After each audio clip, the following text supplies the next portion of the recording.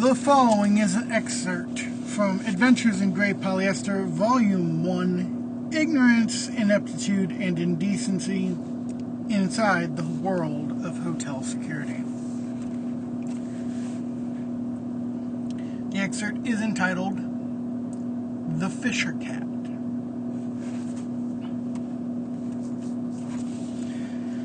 So for the final tale of this book, I'm going to take you to another hotel on the opposite end of the state. We're just going to call this one The Inn. The Inn was a weird place. It was nestled into a wooded area and more closely resembled a condo complex than a traditional hotel. I often got a weird vibe there, but nothing really ever happened there. There's only one story that's really worth telling, and here it is. As with most hotel shifts, the shift at the inn was an overnight shift that consisted of periodic tours of grounds and buildings. During one such tour in the dead of night, I was passing behind the main building in a patch of grass which was well lit, when from out of the shadows cast by the trees at the edge of the light came a rabbit, running just as fast as he could. The rabbit ran right at me, which is not normal behavior for a rabbit.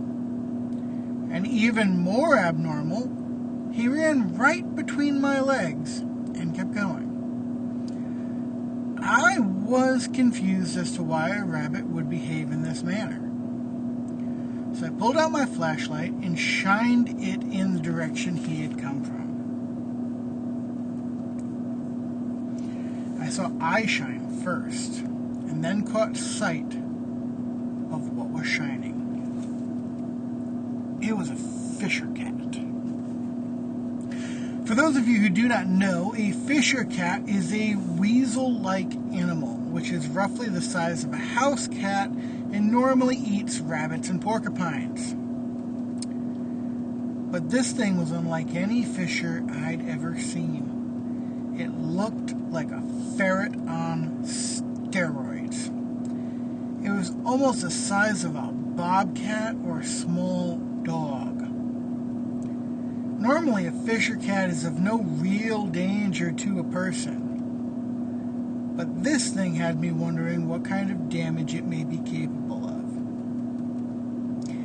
It stood there growling at me as I shined my light on it. I decided leaving may be a good plan, so I took a step back, and as I did, it moved forward, still growling.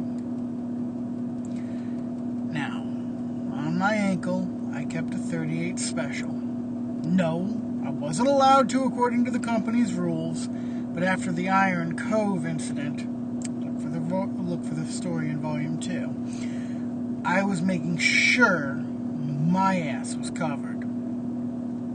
Rules be damned. Fact was that I didn't want to shoot it, and would not pull that weapon unless I had no other options. But I was definitely thinking about it as this thing stepped towards me.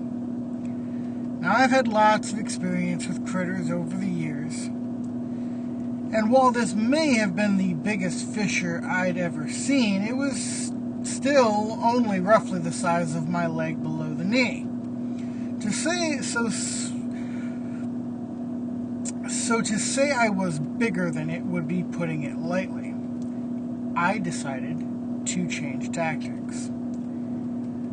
I made eye contact with it, as best I could, mind you, and took a deliberate and heavy step towards it. It stopped. I took another step, and it shrunk up some as it recoiled away. And with one more step, it turned and ran into the darkness once more. I finished my tour, and I never saw it again. But I did on several occasions hear it scream, echo through the night. If you've ever heard a fisher scream, if you've never heard a fisher scream, count yourself lucky. It sounds like a woman being murdered. And if you were to hear it without knowing the sound, it could be quite disconcerting. I had never and have never seen a weasel that damn big.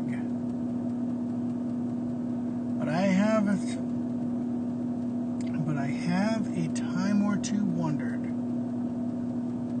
just how, not just how it got that big, but also